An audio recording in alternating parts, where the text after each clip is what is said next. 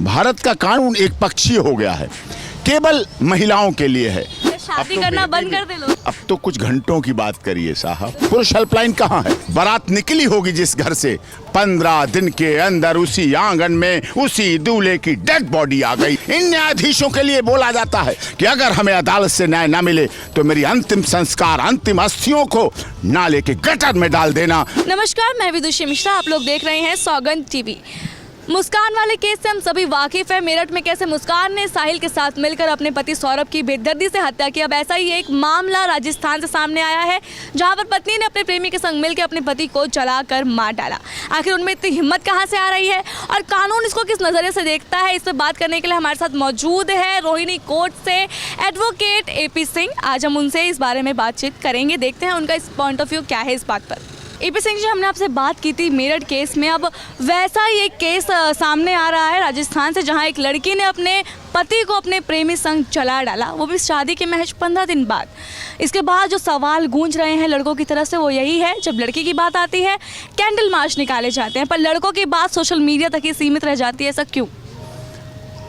अब 15 दिन वैवाहिक जीवन चल गया। मैं तो समझता हूँ आज के बदलते परिवेश में, जहाँ पुरुषों की हक, पुरुषों के अधिकार, पुरुषों के कानून की कोई बात ही नहीं कर रहा, तो 15 दिन भी वैवाहिक जीवन चल गया तो बड़ी बात हो गई।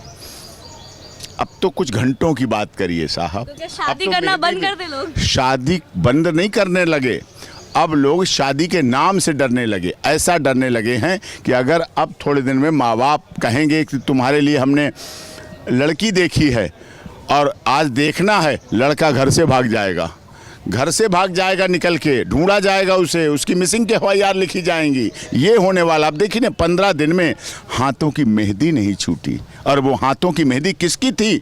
पति की, प्रियतम की, प्यारे की, और उस पर नाम लिखा होगा कहीं छुपा हुआ उस पति का। लोग सवाल कर रहे थे आप ही की उस वीडियो पे कि आप भी तो सीमा को लेकर आए हैं पाकिस्तान से भारत शादी करवाने के लिए। हम लाए नहीं, वो वहाँ तलाकशुदा थी, तलाक होने के बाद वो भारत आई है और रह रही है। हमारे सवाल बिल्कुल हैं, तलाकशुदा हो उसको देना चाहिए आश्रय, बिल्कुल देना चाहिए। जो डाइवोर्स हो चुका है, तलाक हो चुका है, लेकिन हमारी 4 बच्चों के बाद निकाल दी गई घर से। 4 बच्चों को, चौथा बच्चा पेट में था तब निकाल दी गई। यहाँ तो अभी 15 दिन शादी हुए। शादी के 15 दिन समझ सकते हैं आप। माथे की बिंदिया पति की होती है, मांग का सिंदूर पति का होता है, हाथों की चूड़ियाँ पति की होती हैं, गले का मंगलसूत्र पति का होता है, पैर के बिछुए पति के होते हैं, हाथों की मेहंदी पति की होती है। 16 श्रृंगार होते हैं पति के लिए पत्नी के, और 16 श्रृंगार में एक श्रृंगार बाकी रह गया। 15 दिन में काम निपटा दिया उसका, और 15 दिन में उसका काम हो गया। चलता इतनी हिम्मत कहाँ से आ रही है इन लड़कियों में? आपको क्या लगता है, भारत का कानून क्या इतना ज्यादा फीका पड़ गया है कि उनमें इतनी हिम्मत आ गई है? ऐसी फीका नहीं, भारत का कानून एक पक्षीय हो गया है, केवल महिलाओं के लिए है। महिला मंत्रालय, महिला हेल्पलाइन, महिला हेल्प डेस्क, महिला थाना, महिला फास्ट ट्रैक कोर्ट, महिला के लिए सब कुछ सब कुछ सब कुछ। पुरुष आयोग कहाँ है? पुरुष हेल्पलाइन कहाँ है? पुरुष हेल्प डेस्क कहाँ है? पुरुष थाना कहाँ है? पुरुष फास्ट ट्रैक कोर्ट कहाँ? पुरुष का नाम प्रचलित किया जाता है, दरिंदा है। महिला का नाम, बेटी का नाम छुपाया जाता है, उस पर फ्लूइड लगाया जाता है, व्हाइटनर लगाया जाता है, छुपा दिया जाता है। तो जितना छुपाया जा रहा है उतना ही वो सोचती है काम हो रहा, 15 दिन में कर दो। सोचिए ना, जब किसी को मारा जाता है, जब किसी की मौत होती है, तो एक व्यक्ति की मौत नहीं होती है, एक रिश्ता नहीं मरता है, दर्जनों और सैकड़ों रिश्ते उस मौत के साथ मरते हैं। उनकी हत्या होती है, उनका अंत होता है। 15 दिन पहले जिस घर से, जिस आंगन से बारात की तैयारियां हुई होंगी, तिलक आया होगा, बारात निकली होगी जिस घर से, 15 दिन के अंदर उसी आंगन में उसी दूल्हे की डेड बॉडी आ गई। वहीं पर अंतिम संस्कार के लिए जब बाप कंधे पर रखकर अंतिम यात्रा के लिए अपने बेटे के शव को लेकर निकलता है, वो जिंदा लाश बना रहता है जीवन भर। वो माँ कानून दिलवा पाएगा? मतलब सौरभ को इंसाफ मिलेगा? देखिए, इंसाफ दिलाना कोर्ट का काम है। अब एडवोकेट के नाते हमारा तो काम लड़ना है, अपने जिसके लिए है, पक्ष के लिए लड़ना है, पक्षकार के लिए। न्याय दिलाना न्यायाधीशों का काम है, सरकार का काम है, सिस्टम बनाना, कानून बनाना। डॉक्टर भीमराव अंबेडकर जी हमारी संविधान निर्मात्री सभा के सदस्य रहे। उन्होंने कभी ऐसा नहीं कहा था कि इतनी विषमता रख दो।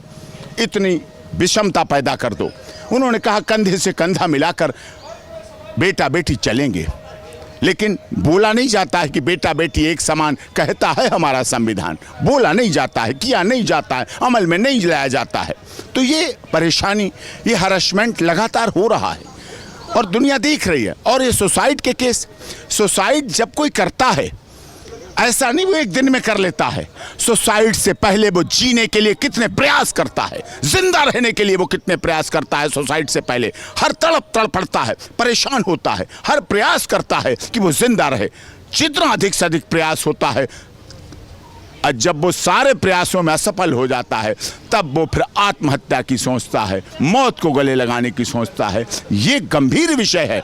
इस पर जब तक इस देश में, कम से कम मेरा कहना है आपके माध्यम से, आप देश की वरिष्ठ पत्रकार हैं, आपका चैनल भी पूरी दुनिया में देखा जाता है, आप समझिए बात को। एक हेल्पलाइन तो दीजिए। आपने कुत्ते को परेशानी हेल्पलाइन, जानवरों की हेल्पलाइन, आग के लिए हेल्पलाइन, पौधों के लिए हेल्पलाइन, पेड़ पौधे के लिए हेल्पलाइन, धुआं ना हो इसके लिए हेल्पलाइन, पॉल्यूशन हो रहा उसके लिए हेल्पलाइन, सबके लिए हेल्पलाइन है। एक पीड़ित पुरुष, मरता हुआ पुरुष, मरने से पहले वाला पुरुष कहाँ जाए? एक हेल्पलाइन से एक आंकड़े तो, डाटा तो लीजिए। हमारे देश में कितने लोग परेशान हैं। सिटिंग मेंबर ऑफ पार्लियामेंट ने दिल्ली में आत्महत्या की, सोचिए आप। सिटिंग मेंबर ऑफ पार्लियामेंट, कितना दुखद। थल सेना, जल सेना, वायु सेना, दिल्ली पुलिस के अधिकारी आत्महत्या करते हैं। ऐसे बड़े बड़े पदों पर लोग आत्महत्या करते हैं। नरेंद्र गिरी जी, लेटे हनुमान जी, आत्महत्या की। दर्जा प्राप्त मंत्री मध्य प्रदेश के, आत्महत्या की। न्यायाधीश आत्महत्या करे। पत्रकार, निशांत पत्रकार था मुंबई का, जो दूसरों की आवाज उठाता था, वॉइस ऑफ वॉइसलेस पर्सन की आवाज बनने वाला पत्रकार जब आत्महत्या करता है। आर्टिफिशियल इंटेलिजेंसी का इंजीनियर बेंगलोर में आत्महत्या करता है। मानव शर्मा आगरा में आत्महत्या करता है। दिल्ली में व्यापारी आत्महत्या करता है। तो समझ सकते हैं आप कहां पे हम पहुंच रहे हैं। 1 घंटा 20 मिनट का लाइव देना, मरने से पहले 20-20 पेज के सुसाइड नोट लिखना, और उनमें यह लिखना कि अगर हमें अदालत से न्याय में, इन अदालतों के लिए, इन न्यायाधीशों के लिए बोला जाता है कि अगर हमें अदालत से न्याय ना मिले तो मेरी अंतिम संस्कार, अंतिम अस्थियों को नाले के गटर में डाल देना, अगर न्याय मिल जाए तो उसे संगम में प्रवाहित कर देना। कहीं ना कहीं आपका मतलब हम ये समझ सकते हैं कि गवर्नमेंट का भी इसमें पूरे जिम्मेदार है इसको लेके, क्योंकि हाँ, मुझे कहते हुए दुख नहीं हो रहा है, मैं कह रहा हूँ इस बात को। गवर्नमेंट अभी पुरुषों की हत्या के प्रति जागरूक नहीं है, और पुरुष मर रहे हैं लाइव देके, सुसाइड नोट देके, मीडिया में आकर। लेकिन 150 से 250 पुरुष प्रतिदिन इस देश में आत्महत्या करता है, सुसाइड करता है। कहीं उसके आंकड़े नहीं हैं, कहीं उसकी बात नहीं होती है। और जो पुरुष के प्रति मरने वाले, उसकी माँ महिला है, बहन महिला है, चाची महिला है, ताई महिला है, भाभी महिला है, महिलाएं हैं जो दुखी होती हैं, परेशान होती हैं। तो ऐसा, इसमें जब तक आप कठोर कानून नहीं लाएंगे, ये समानता नहीं लाएंगे, तब तक उसमें ऐसा ही रहेगा। कहीं ना कहीं जहां महिला इक्वलिटी मांगती थी, अब पुरुषों को इक्वलिटी के लिए भागना पड़ेगा, आपको लग रहा है? अब देखिए, कहा जाता था मर्द को दर्द नहीं होता, एक लाइन चला दी थी, टैग, मर्द को दर्द नहीं। आज मर्द बेंगलोर में मरा, आज मर्द वहां मर रहा है। अब ड्रम देख के लोग डर रहे हैं। ड्रम, बड़ा ड्रम देख लेते हैं, भागने लगते हैं। चाकू देख लेते हैं, भागने लगते हैं। समझिए ना आप, मेरठ में क्या हुआ? लंदन से बुला लिया गया, जन्मदिन मनाने के लिए बुला लिया गया, और मार दिया गया। 1 बार नहीं, 2 बार अटेम्प्ट किए गए, जहर दिया गया खाने में।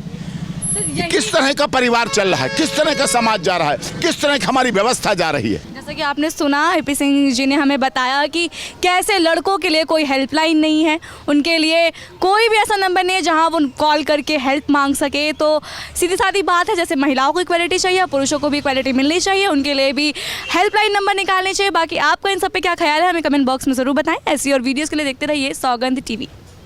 आप देख रहे हैं सौगंध टीवी, सौगंध वतन की।